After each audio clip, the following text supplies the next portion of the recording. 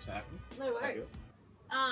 So it's funny, I was doing reading your press release, and then it's like, oh, it refers to you as Troy Bolton. And then I thought this was some famous footy player. Like, who is Troy Bolton from the High School Musical? I can't believe you haven't heard of Troy Bolton. No. That's so funny. Where did that come from? Self-proclaimed, call me Zach. No. You know what's funny? I've probably had 3 or 4 people say that exact same thing now. Really? But it was a PR person a couple of years ago that came up with it first. And actually, someone said it to me in middle school, because I was in the school musical and I was playing rugby. And that was the first time it got said, but it's definitely come up a few times now. Oh. So funny. So you're in school musical doing singing or dancing too? Singing. I'm not much of a dancer. I'm sure there's probably some footage somewhere of me doing some terrible dancing, but yeah, not really my forte. So you grew up in Yamundi. Yep. And then you went to Sydney for footy. Oh yeah. I grew up in Yamundi, went to boarding school in Toowoomba for a couple of years. I moved straight from high school down. Yeah. Oh, that's so not common. Yeah. How was that? Well, it was good. It was good. I mean, Toowoomba was really good for school, and the good thing about the school I was at was that it was good for music and rugby. But yeah, I'm really close with my family, so boarding school was the last thing I thought I'd ever do. Yeah. But it was really good, and from there I moved to Melbourne. I studied music down there and was playing rugby there. And then during COVID, moved back up here, and then I moved to Sydney for a couple of years playing rugby, and now I'm back. So it's been a bit of I've been jumping around a lot, but it's worked out well in the music industry because I have contacts in Melbourne, I've got contacts in Sydney, and up here. So. Yes, you went to AIM, didn't you? Mm-hmm. But is that Sydney or Melbourne? There's both. Okay. Yeah. And you did that in Melbourne? Yeah. So do you reckon studying music helps you? I think the thing Controversial topic. Should you Yeah. go to uni? if it's a private degree and it costs you 60 grand, Yeah. maybe not. Yeah. I Put it know- on YouTube. yeah, literally. But I think it was really good for putting me in an environment to figure out what music I really loved and make really good friends who are also amazing musicians that I still play with today, if you know what I mean. I think there are parts of it that probably weren't very helpful in the music industry, and they definitely didn't teach you the business side of the music industry, which I think is 75% of the game these days, especially as a independent artist. But yeah, I know some people at the moment who are at the Jazz Con in Brisbane who are freak musicians. So I definitely think they're, if you take advantage of it and you study hard, it's going to benefit you regardless. But does it take the joy out of it a bit too, academic? Or? I really loved going headfirst into music for the first year that I was down in Melbourne, and I found it really helped me make a lot of improvements. But then I was playing rugby at the same time, and I was training with the Rebels full time and also trying to study, which was just ridiculous. It was too hard, and it wasn't very fun at that stage because I felt like doing a degree, you're having to write essays and stuff that feels pointless at the time. Yeah. But I probably was learning some great stuff. But yeah, that killed the joy a little bit. But now I'm happy. Everything's practical, that I'm doing. Yeah.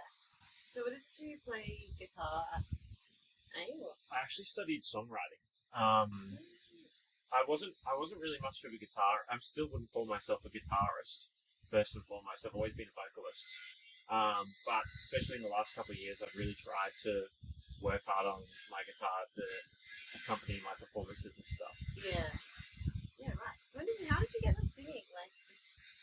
It was actually one of my teachers who I ran into a couple of weeks ago here. Her name was Miss Dingst, and she really encouraged me to sing from an assembly when I was in grade 2. And it was a bill with a song called Lean On Me. And yeah, from there, I sort of have kept going ever since. Right, so you're in your family, you know? Not at all. Actually, my nana's a singer. She loves singing. She's still in the choir at 92. Yeah. No way. Yeah, it's so cute. But my dad is the biggest rugby fanatic you've ever met. And my mum, both my parents are ex-military. My mum was a professional basketball player when she was younger. So yeah, I'm lucky they've been super supportive. Yeah. But not a particularly musical family. Oh, there you go. Yeah. It's a black sheep. I was the opposite. Grandma was an opera singer and it just did not pass on. So funny. And then, but you love the Wild Turkey 101, I say you got this from Matt Corby. Mhm. What was that a competition? Yeah. So, I mean, as every independent musician knows, you apply for like tons and tons of competitions like that, and never hear anything back. But yeah, I got the call back, and I was super shocked. Was that video? It was initially a phone call with almost like a recruitment agency that were obviously doing the like initial process of finding people, and then it was a video call with a PR agency that were working for Wild Turkey, and then yeah, I got the phone call, and the guy whose name was also Matt, who worked for the PR company, hit me with the had a really good like list of candidates and really played it like I wasn't going to get it, and on the phone, and then was like, yeah, you've got it. Like, oh my god! You're going to go and support Matt, which was so sick. Yeah, it was crazy. So that was what the like prize was, just supporting him? Yeah, so it was like a mentorship. So it was a couple of phone calls with Matt and playing that gig with him out in Newcastle, which was so awesome. And I'm just really lucky as well that Matt was such a legend and invited me to go and hang out at his studio and write some tunes. Really? Too, so. It's Rainbow Valley is in Byron? It's just outside of Byron, yeah. Right. That's so cool. So then he literally just got you from that sort of like your potential that invited you. Yeah, I think also Matt is just a really good guy, and the whole concept of the Wild Turkey thing was to provide mentorship, and Matt definitely did that. Like, I couldn't have asked for more from Matt. Obviously, having like recorded a whole project with him and him like taking the time to do that. He's a very busy guy, so I'm super grateful. What's your favourite Matt Corby song? Oh, that's such a tricky question. Probably Changes. Yeah, I was going to say mine Changes. Yeah, I really like the latest single that he released that sort of was swept under the carpet, but Desert Lands is really underrated, I think. I really like that tune. Yeah, go have a listen. He released it after the most recent project. But yeah, he's got some crazy stuff that he's writing at the moment, and he's so talented, so we're keen to see what else he's releasing. Yeah. Is that Problems? Was that a new one? That's a new one. Yeah, I like that one. Very cool. That's my one at the moment. I like it.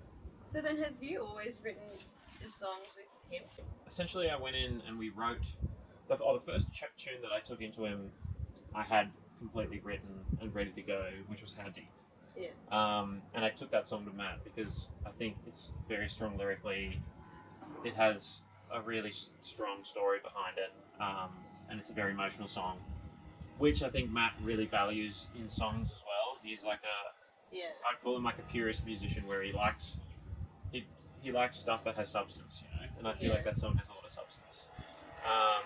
But then the other 3 tracks we wrote together. So, but before that, you were recording elsewhere? Before that, recording elsewhere, yeah. Ah, okay. Yeah. Right. So then you've released that. So tell us about your latest EP. Mm-hmm. So there's 3 out at the moment. Yeah. 3? Yeah. 3 out. So the most recent one that I released sort of halfway through the year, I recorded that with one of my mates, Pat Byrne, down in Sydney, who's an absolute legend. His own project's called Beso Palmer, so check that out. But yeah, he was super fun to work with. I recorded that all whilst I was playing rugby down there. And then, yeah. That's Quietly Scrolling. That one's not quietly scrolling though. That one's like feels like. Oh, right. Okay. Feels like Designer and Two Door. But the new EP, which is coming out this Friday, is that the one you're talking about? Yeah. Yeah. So that one was the one that Matt and I wrote together. Yeah. Yeah. Okay. Yeah. So then before that, you weren't. So this EP is the only thing that you've written. Matt. Right. Okay. Yeah. And then, because how many singles do you have out at the moment? Oh, that's a good question. You do like the trickle and then the EP? Yeah. One full and then EP? Yeah, so this year I will have released 7 tunes in total. Yeah. I did 2 singles at the start of the year with an EP before July, and then I've released 2 singles from the Matt Corby EP, with the EP coming out this Friday. Right, okay. So definitely now everything's single driven because people want to give the song spotlight for a month or 2, so you can get a bit of momentum and get the tune in front of people. Yeah, because how did you come up with that strategy? with the song release. Did you talk to Matt? Like, it would be so hard to navigate the industry. It is definitely. But I was really lucky. Matt recommended to work with a team called the Annex, who are incredible. Right. And they're like a digital marketing service, and they also provide sort of industry advice. They worked with Royal Otis on all their recent stuff. They've got like 1 million ARIAs. So they're very in the know, and they've been super helpful with planning that all out, as well as like tour dates and show dates, and trying to connect contacts and stuff like that. Yeah. They're super helpful. Yeah, they're really, really good. Okay. So then, alright, back to your EP that's coming out. So what's like your prized one? My prize one. Well, the title track for the EP is I Know You Know. And I really like this song because I think it has very throwback 2000s R&B soul vibes. But the premise behind the song was Matt and I are actually writing about how tricky the music industry is at the moment. And like, you know, it's pretty common knowledge that Matt's had a pretty tricky run with the music industry, and me coming across from rugby into music and sort of navigating that. It definitely talks about some stuff in the music industry. But then I think in terms of songs that have really deep meaning to me, How Deep, which is the other track coming out this Friday, definitely has some like touchy subjects. It's very lyrically dense, I guess. Yeah. How does your songwriting process go? It sort of depends on the song. With How Deep, that was a very sort of cathartic experience for me, and I hadn't really had that before. It was the premise of the song was I was up in Cairns and with my partner and a mate of mine, and there was a girl who passed away at a place called the Devil's Pools, and we were sort of the first people there, and I'd never had anything like that happen to me, and it really messed with me for a little while. Yeah. And yeah, writing that tune really helped me sort of get it off my chest, and that sort of all came out very naturally and very quickly. Yeah. Whereas some of the other tracks that Matt and I wrote together, it's a full day process of sitting there being like, here's a chord progression we like, and then Matt mucking around on the drums for half an hour to an hour, writing a little bass line, and then we play that back over and over again, have a little boogie, maybe have a cheeky beer, and scribble down some lyrics that we like until we come up with something that we can agree on, if you know what I mean. So you start music first and then lyrics. Yeah, Right. I'm always, I sit down with a guitar, I'll have a chord progression come to me most of the time, and then go from there. Yeah, okay. I've always wondered. Do you ever have like lyrics or tunes come to you when you're like driving or like sleeping? Oh my god, I have a full notes list of just like random lyric ideas, and I really hope no one ever gets hold of it because it's just like so scat. And actually, I had a lyric come to me a couple days ago, and it's not often that I'll think of a lyric first and then go to writing, but it happened that way. This because the lyric was so strong, I was like, I need to write a song around these lyrics because I really like the sort of meaning behind it. Yeah. But yeah. That's still to come, that one. Now it's still to come. Yeah. And then Sorry's like single show, and now it's like, oh my god. get a bed. Yeah, it's crazy. Like, he's still the #1 played Spotify artist. But yeah. What? Right. I'm pretty sure. Whoa. Yeah, but obviously his PR team has just had an absolute nightmare the last 6 months after the Kendrick beef. Yeah. So funny. And also the tunes, they're just not as good. Yeah. I don't know. Can't get behind it anymore. So funny. Unless I'm growing up. Yeah. Oh, that's cool. So with the East Coast tour, were they all paid or free? Some of them were paid, some of them were free. It's That sort was of so stressful. it's a case by case, and it takes a lot of time to organise because you sort of. I also employ a different band in each state to play with, and then you've also got to think about you have to hire AV equipment. You got to get a sound guy. You got to employ support artists. You got to liaise with the venue. There's just a lot of behind the scenes stuff that sort of goes into that, and then obviously you're paying everybody, and it's. And some venues take a cut per head or something. Yeah. Yeah, like venues have got to get paid as well, and venues are struggling. They have alcohol. They have alcohol. Come on, guys. God. But yeah, it's super tricky. Like, Yeah. I think it'll be a really nice day when when I can comfortably throw shows and be like, I'm gonna make money on shows. But it's just part and parcel of being an emerging artist. Like, you have to make those investments and get in front of people and play the shows. And it was really good. During this year, I've sort of run a few backyard gigs, which are great because they're low cost, low pressure, and people can just come. And I've had a couple of free ones where people just come through and listen to some tunes, which is always good. I love the backyard. I feel like they're growing now too. Agreed. I think everyone sort of had their lull post-COVID, and now people are getting back into live music. People want to get out and like experience it firsthand. So you wouldn't do a launch if you like this? I was thinking about it. Hey, I just haven't found a date that works. I was going to do another free show. Yeah. Well, also because I'm playing tons of gigs separately to make money, just cover gigs, and I'm moving away from this place too. Oh, true. But yeah, we'll see. I might. One last hurrah. Yeah. Up 2 weeks. Literally. We'll see what happens. Yeah. When's the? You got the next single coming out Friday.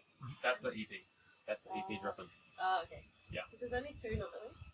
2, yeah. 2 of 4. Yeah. Oh, that's exciting. And then, do you have any support gigs coming up? Not at the moment. I haven't booked any original shows yet for next year, but that is the plan for the next couple of months. You have like an attack list for... Yeah, I do. I've got a couple of places I really want to play. Like, I would love to play at Brunswick Hotel. I want to go back and play in Miami Marquetta. I want to do another Sunny Coast show. But the reason as well is I'm actually putting together a 5-piece live band. We had our first rehearsal last night, so I'm sort of restructuring my live show. I've got some really, really great musicians, and it's going to be a lot of fun because they're weapons. But yeah, I think it'll be a bit of a restructure the next couple of months, and then hopefully push on next year. Who's your goal to support? Well, I'd love to support Maddie again on tour. I think that'd be epic. I can't miss his show. So upset. I know, me too. I'm so bummed. And Emily, who supported him, is incredible. She's such a great musician. But yeah, I think another person I would love to support is Alan Stone. I'm a really big fan of him. He's like an American soul guy. Yeah. Who's actually good friends with Matt too. And then Australian artists that I would love to support. I supported Dan Sultan, which was really good fun. He's an incredible. Recent, wasn't it? Yeah. Solo? Yeah. A couple of weeks ago. I think. Who's another Australian soul artist that I would like to support? I don't even know. Yeah, I have to sit on it. I'd love to support the Teskey brothers. Oh, that was sick. They're more bluesy, but they've got such a great following, and they make really, really amazing music. And John Mackay is coming to Australia. He's originally from Brisbane, and I would love to support him too. Yeah, that's a lot. And it's so hard to. What do you do? Like, hit up their managers? Yeah, it's a lot of cold emailing. Like, a lot of being a musician is a self-managed, independent musician is cold emailing. Yeah. Chat GPT. Yeah. God, I saved my life. Yeah, it's so good. Life. I love it. And what would be like your tip for artists looking to, well, firstly like record, but then also tour? Yeah, in terms of, I think as well now, social media is so important, and it's very easy to. Kill out the socials, Matt. Well done. Thank you. It's very easy to sort of poo-poo the socials, but that's just fact of the matter. And if you want to be a musician in today's day and age, and that's the worst part of your job, then that's not a bad thing, Yeah. Make a couple of videos, it's all good. But yeah, I'd also say it's more people's like perception over socials. Like, stop hating it. Yeah. Like, it's necessary evil, really. Agreed, and it's finding a way to feel authentic. Yeah. Because I think the issue arises when people have to record a video of themselves and they look at it and they think it's cringy. Yeah. And I'm like, well, if you think it's cringy, it's probably because you're not comfortable. yeah, literally. Or like, that's not actually purveying the person that you want to be shown as.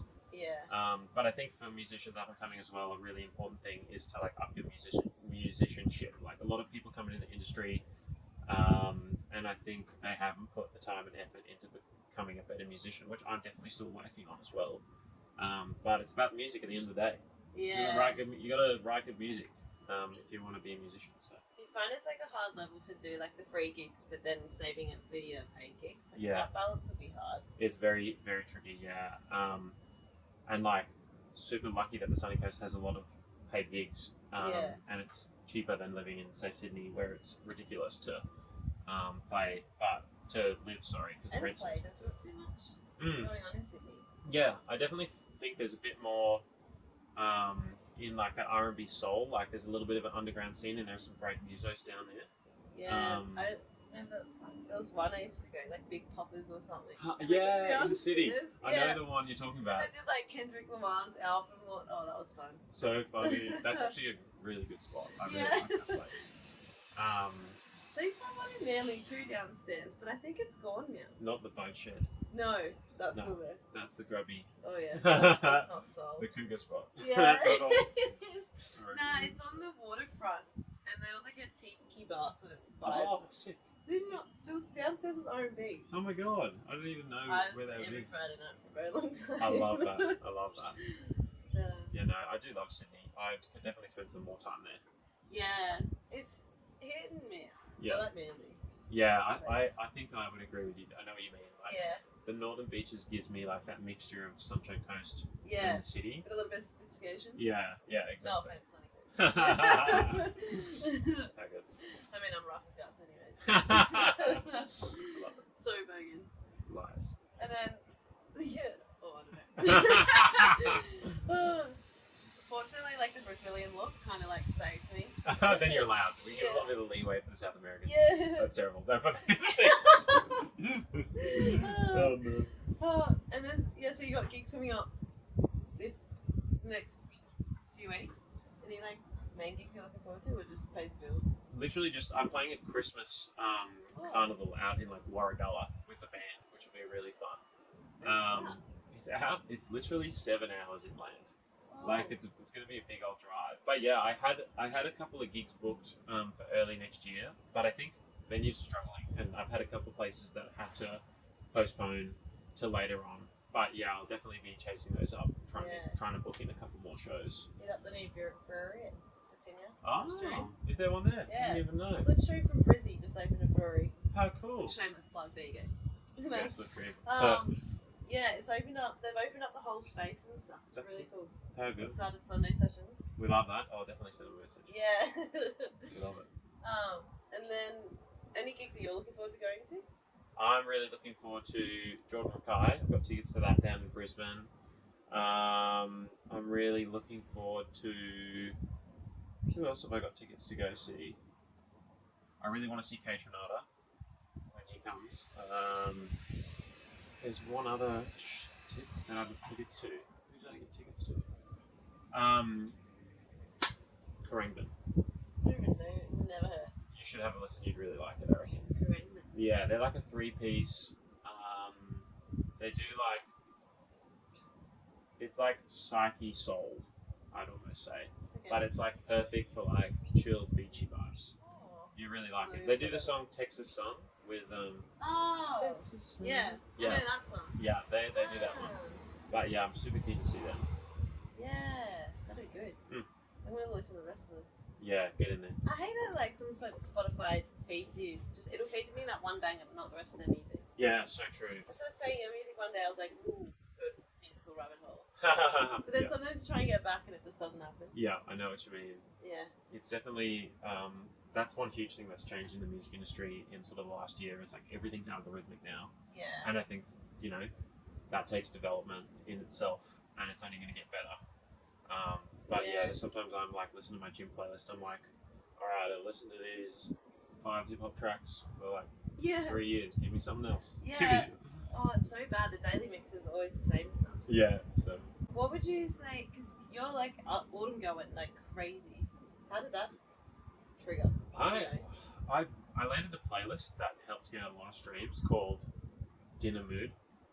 Oh, Which no was way. super helpful. But then again, like the algorithm just did its thing. I think It's always about the playlist now. well, the tricky thing as well is now the playlists aren't selected by people; they're selected by the algorithm.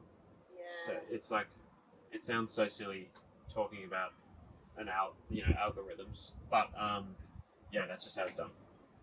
Oh, I didn't Yeah. know that. So originally Spotify playlists were actually curated. They were Now it's curated just robots. playlists, yeah, and now it's just an algorithm, and it's really driven by how many people are landing on your page. I saw a stat the other day that was like 2/3 of plays on Spotify are listener driven. So if you click on a song, your algorithm's going to pick up on that and sort of curate a playlist around the music you're listening to, obviously. Yeah, that's why I like going to like song radio. Mm. And then I know that it rewards like having a website, having Spotify, having a YouTube, and like all the socials, and then linking them. I know that it does reward that. 100%. Yeah, it's all linked. Like a lot of marketing. 1984. Oh my god, yeah.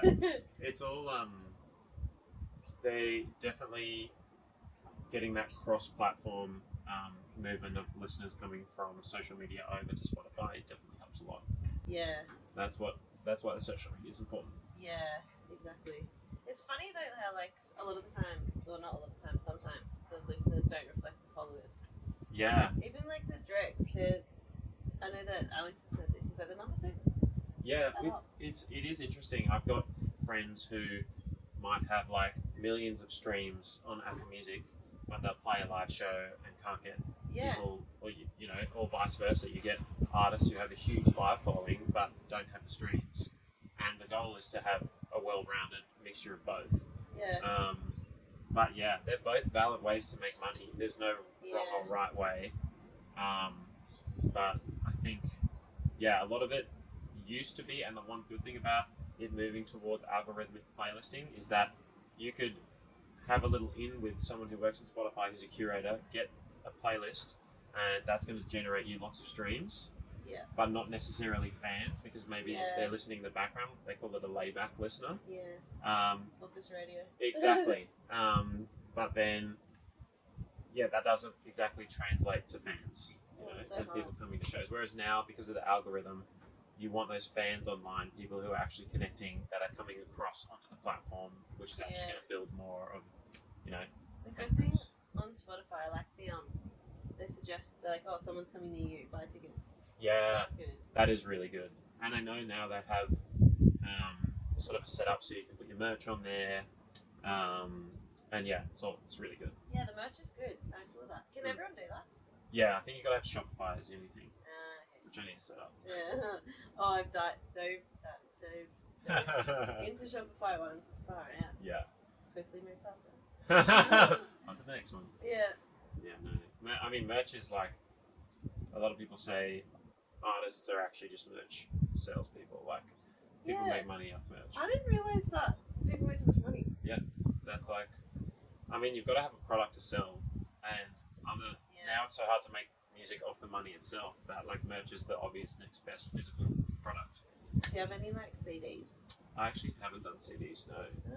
I've done like shirts and hats, stickers, stubby coolers. What's the most successful? Shirts. Yeah, right. Definitely shirts. I think like if I had to give advice to anyone, I would just be like, keep it simple. Do t-shirts and stick your name on it up the front, because people want to support you and they want your name on it, Yeah, that's a good idea. Yeah, I do the stubby holders. Nice. They're just so cheap. You're like, how fling fun. them. Yeah. Same with it's the my stickers. marketing. Yeah. I'm like, just take them as long as you actually put it up. Go slap it on the back of your car or like. I had one at the showers at the beach the other day. Someone's like put theirs on top. I was like, oi, I'm coming back. Yeah, that's it. That's what I always feel bad. I'm like, which sticker is like on the way out? Yeah. Like, where's the clear spot that I can reach? That's like cool and postable with the events. Yeah. God, there's It's so crazy. many. Yeah. So then, what are you gonna do more recording in 2025? Yeah, so I've definitely been inspired by Matt. Obviously, he does a lot of his own production now, and I really want to try and educate myself in that area a bit more and push myself into production. Yeah. You got a studio here. I got a little studio. It's just a very humble home setup. But these days, if you've got a MacBook, you have a lot more technology than people would have had even 15 years ago with Logic Pro. So I definitely want to work on that a bit more. I've written a lot this year, which is great. I think taking the time to go full-time with music has been great for that, especially. and I really want to collaborate with other artists. So I've been writing with lots of people from the coast, from Sydney, from Melbourne, and I'll definitely be working on releasing some tracks with some other artists. Yeah, that's a good way to just like leverage their audience too. The king of that is Anderson .Paak. Do you know Anderson .Paak? He's like you know Sonic, the stuff with Bruno Mars. If you go look up Anderson .Paak, you will have heard his stuff because last year it might have been like 3 years ago now. They won all the Grammys, but he essentially just built a career off collaborating with everyone from every genre. Yeah. Well, it's kind of like musical influencer. Yeah. Basically. Yeah, exactly. And obviously, the more you can put your name out in front of people, the better off you are. And it's almost like that, not free marketing, but you're collaborating with someone else and they're invested in it as well, and you're both pushing it. You're getting twice the benefit. Yeah. Which is really cool. And there are so many great musicians that I would love to work with and release music with. So So many.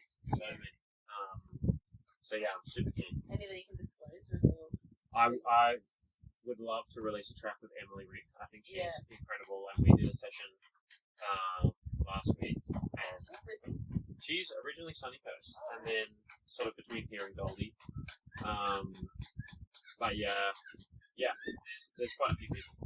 Yeah, and then you did that Matt's on here. We did here. Yeah, right. Yeah. And like the full track, you sent it off to get mastered. No, yeah. We're very much in songwriting phase. Okay. Yeah. Yes. Right. Do you reckon you'll do another EP next year? I think I would like to. It's a time-consuming process. It takes a long time. Not just the recording, but also like the release process afterwards and getting all of that right. So I wouldn't be surprised if sort of next year I release a few singles and then follow up early 2026 with an EP. I know, it's crazy. You have to plan in advance. Yeah, there's a lot of money goes behind it. So much money. Oh my god. Yeah, that's crazy. Yeah, it's a huge investment, and you really hope that it pays off. Yeah, passion project. Yeah. Far out, because then most gigs that you do basically go to recording. Yeah. Far out. Mm-hmm. Yeah, that makes like ballet cheaper. That's a huge time and physical demand as well, though. Like the benefits of music are, I have, compared to especially when I was playing rugby full time, I have so much more freedom.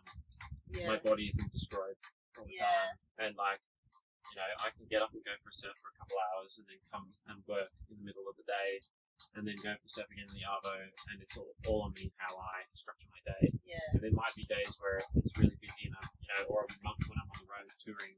But I love that, and I love playing music. So. I love that. Yeah. Where's your favourite surf spot? My favourite surf spot. That's so tricky because I love tea tree, but I hate when it's busy.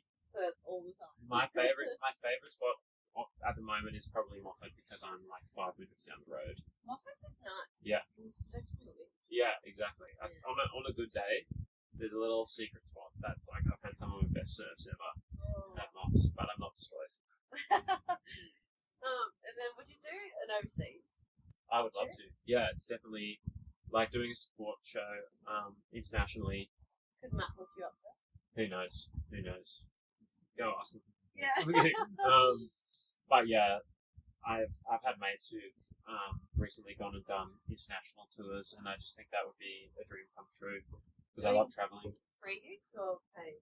Paid gigs, yeah. They ticketed the gigs. But they were supporting other artists. Oh, okay. So you get paid, whatever. I'm sure you're probably not making money, but if I got to go and do what I love overseas and travel, I would do that in a heartbeat. Yeah, and like everything's cheaper. Yeah. So true. Would you go to Europe? Yeah. Get me to Portugal. Yeah, that'd be nice. I was like, I can't say this, but it's being announced tonight. So, Sunshine Coast Music Awards. Hey. Oh, that's so good. I actually, early this year, I was watching the Gold Coast Music Awards. Yeah. And I was like, why do we have something like this? Yeah, there you go. That's so good. June next year. Oh, nice. So I was going to say you're going to apply. So take it as a yes. Yeah, fuck yeah, right. Let's get me in there. Let's go. Yeah. That's great news. And I think the Sunny Coast music scene has really been building especially in the last year. People like Alex Hendrickson and the music club that he started, and everything that you're promoting, obviously, has been really, really good at growing the Sunny Coast music scene. I just hope there's like a little niche for soul R&B artists. Yeah, I was thinking, I'm like, you do soul R&B, but then also songwriting. Yeah, I yeah. know there's a lot of categories. I think like 19. Oh my god, how good. But don't quite know much. We'll see. But I know. I was like, yeah, we're basically going to carbon copy Gold Coast Awards, but then bigger. Awesome. How Yeah. good. If they need an artist to play, Yeah. let's go. Yeah. I know you know is about the music industry, but that morning we were like playing Call of Duty, so there were a couple of like Call of Duty references in there, Really? which is so funny. And then like Sublime, we'd gone for a surf, so if you listen to the chorus lyrics, it's very like, there are a couple of surf references, and just like, it was just really fun writing with Matt. Yeah. And yeah, it was a good time. Do you ever like release a song and you're like scared how it's going to go? Or I think a trigger or... that every time you release a track, you're hopeful that it's going to go amazing, but it's so hard to know as well. Yeah, there's no defined way to do it, and the more that I'm in the music industry, the more I'm like, I don't understand how this works. Even with marketing, you're like, oh yeah, that works, and all of a sudden it just doesn't. You're like, yeah, it's evolving. Yeah, it's ever changing. Yeah. Um, Even I can try and watch as many like YouTube and stuff to be like, why is it not working? It's like no one knows. yeah. Maybe like the meta gods know. Yeah, the medical, someone up there. But yeah, I think, yeah, that's part and parcel. Yeah. Gotta get used to it, I guess. But lyrically, so what about your relationship? I was like, oh, would that be stressful release yet? Which one is this one? I know you know. Tell me your pains, look You're like, telescoping. Or How Deep. No. Was it the more folky one? Yeah. That one's actually, so It's not. it's not about a relationship at all. Oh. That's about the girl who passed away. No, that's How Deep. That's How Deep. Yeah, the other one. Yeah, I know you know it's about the music industry. But Maybe it's not that one. But it does sort of bridge the two. Like, it's meant to be sort of interpretable.